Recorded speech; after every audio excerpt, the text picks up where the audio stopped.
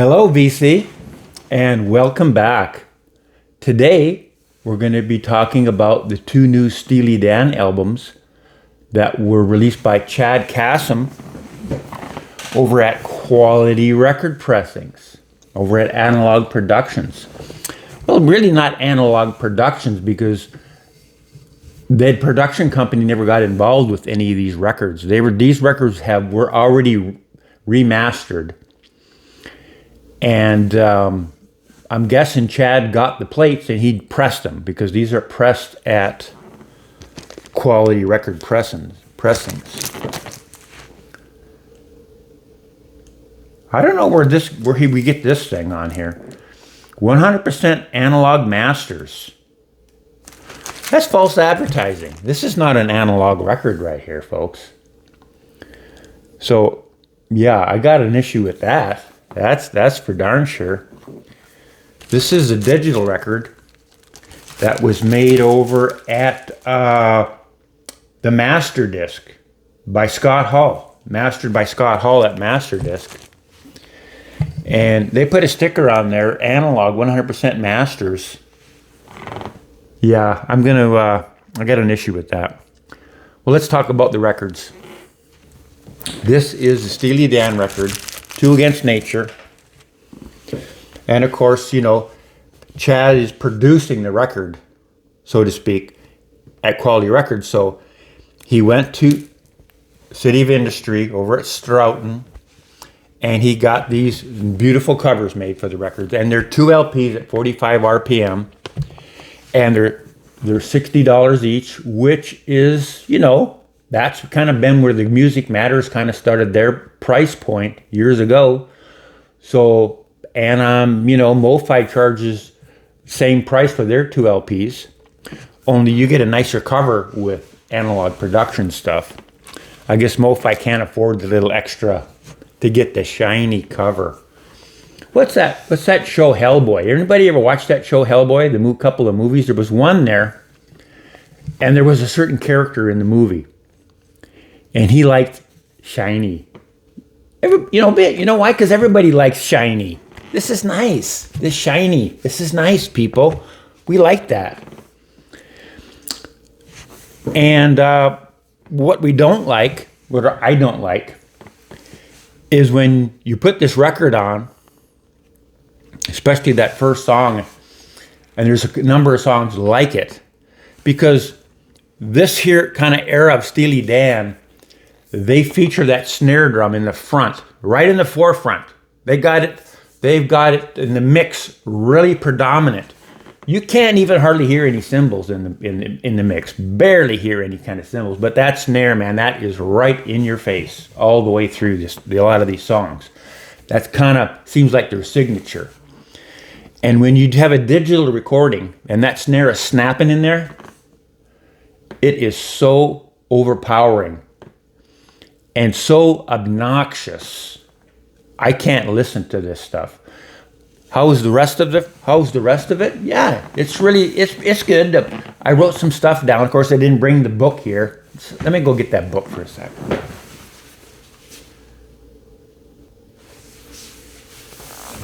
Okay, yeah, I took some notes when I was listening. Mastered Disc, Steely Dan, Two Against Nature. The snare is too loud. It's distracting. Digital sound. Cymbals way back in the mix. The vocals are very smooth. Bass was good weight and punch. Good prat. Pace, rhythm and timing. You got your foot tapping there. It's got a good punch. It's things that digital does well.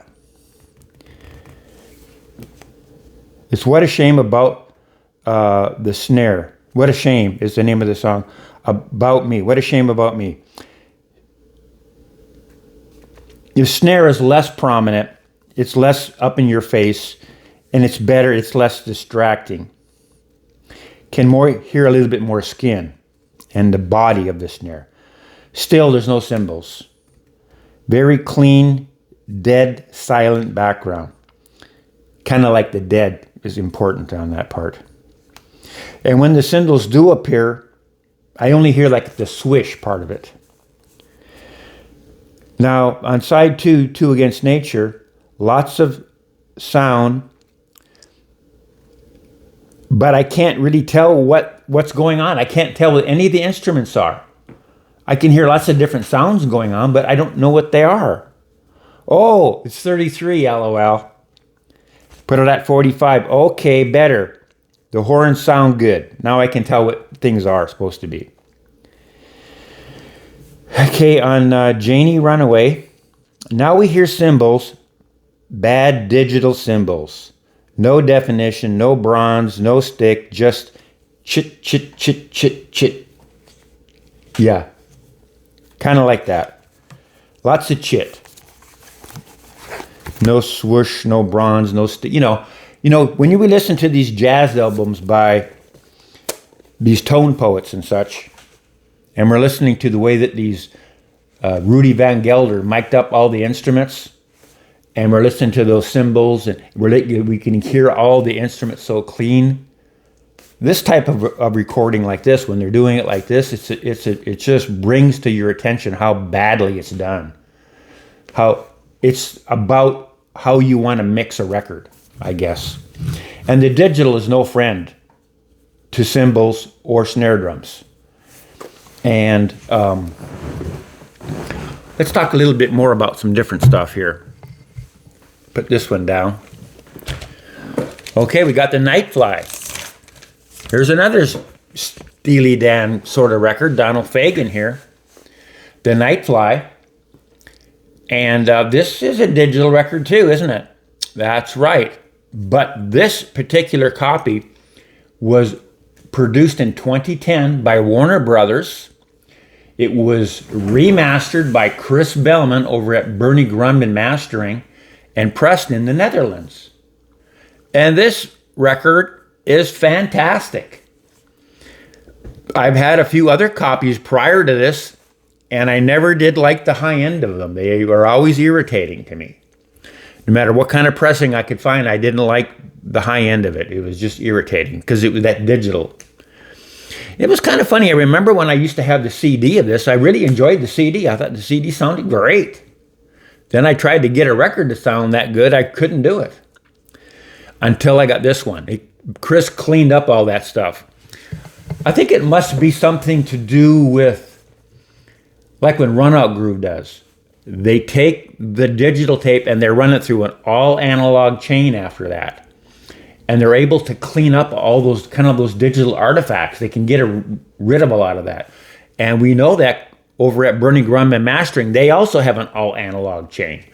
So you can do the same, they can do the same thing. Now, I did have the one step. I listened to the one step of Donald Fagen, the Nightfly. And it's a one-step process. Now, when they took the tape and they made a one-step process out of it, what did it do? Yes, I heard more of everything. A little bit better. The voice was a little better. I heard maybe a little more definition on the instruments. And then I heard more digital.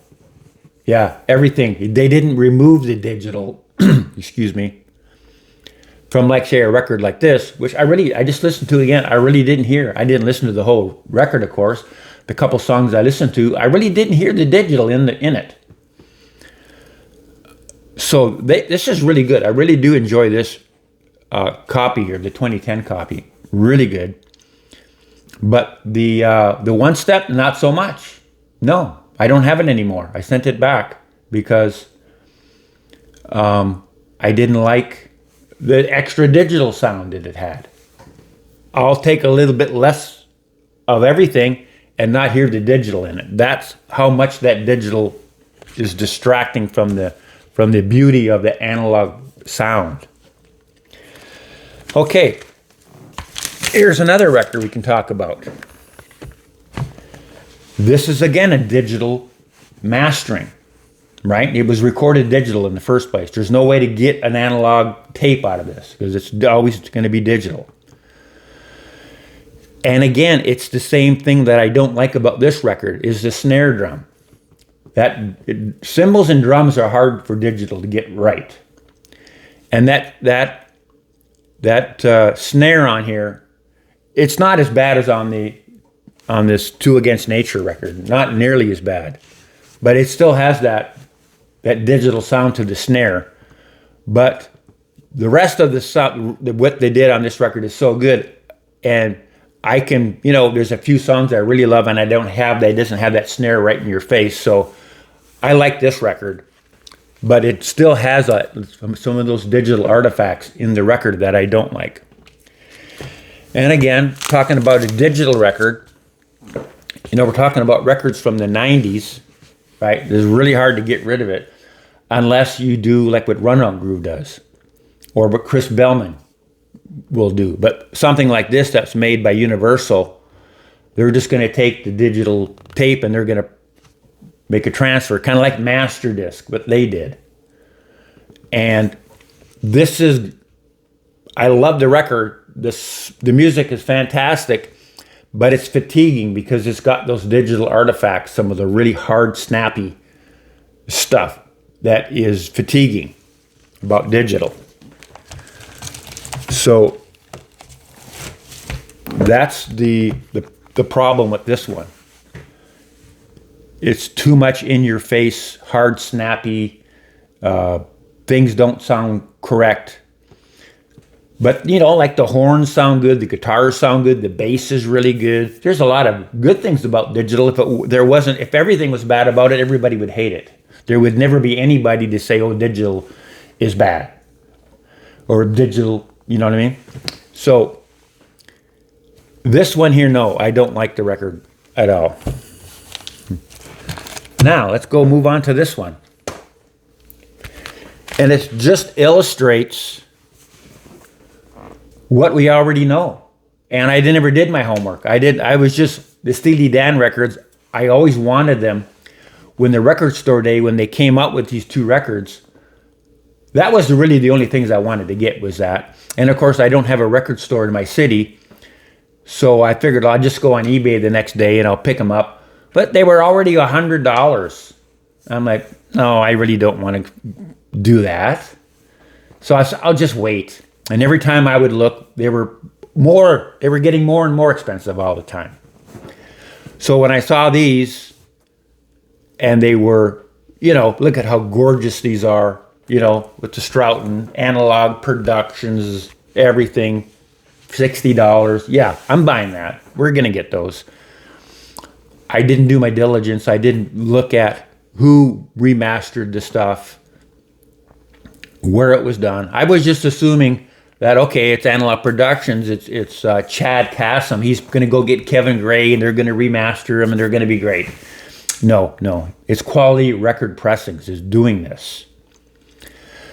It's not Analog Productions producing it, right? You know what I'm getting. You know what I mean. So this one now, it doesn't say, or it does say it right here. Look where it is again. It's right here somewhere close. And I can't find it. But anyway, this is mastered by Bernie Grundman right from the analog tape. Yeah, I did. We did a little checking on this, did a little investigation. And Donald Faig was saying, yeah, they went old school. They used analog. They're going back to old school. They're doing analog. So that was encouraging. And then when I found out it was Bernie Grundman remastered this from the original analog tape, that's who mastered it.